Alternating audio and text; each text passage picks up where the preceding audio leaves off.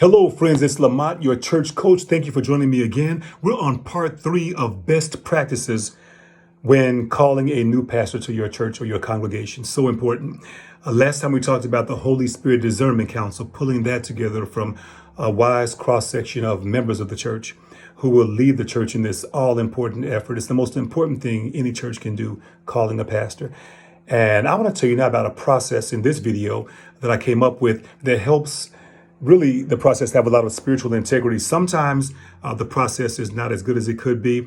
A starting point is academics or degrees or some other things that may not be the most important indicators.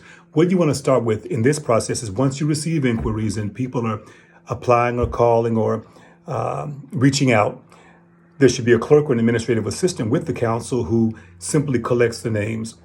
Based on those, each one you will contact for a 30-minute Skype or FaceTime interview. You want to get a good sense of some very important questions, where they are on those in terms of their personal life and their spiritual life, their personal spiritual walk. Get to know them before you even look at anything else. Based on a consensus to advance that individual, any of those individuals forward, you will then request 2 sermons, all right, audio or video, and at least 1 teaching, no more than 2 teachings.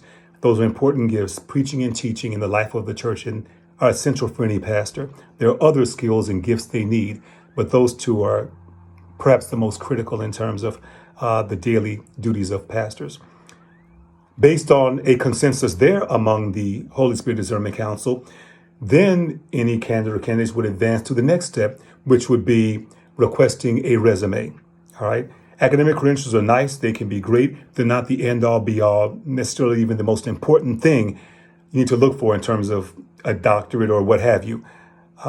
Those things can be important. They can be helpful, but they're not the number one thing. So they have their place. This is where you look at those things, the resume. If they've pastored somewhere, if they've been on a church staff, what they've done in secular life, anything that will give you an indication about them, what may make them a good fit for your congregation or not. All right. Based on the resumes, then if they advance to the next, by consensus, the next step, that would be a Google search. Yes, a Google search, along with references from the candidate. Look at those. Then if you feel that you're being led to go to the next step with them, the next step would be an invitation to come to the church, to preach, to teach, to interview, to meet people. People get a sense of who this candidate is.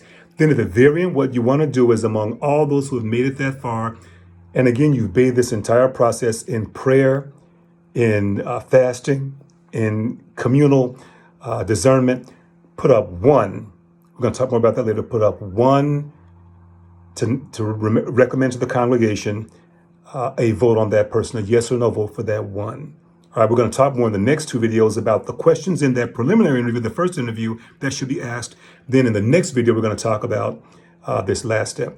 So thank you for watching. God bless you. Hit that subscribe button and come on back for the next one.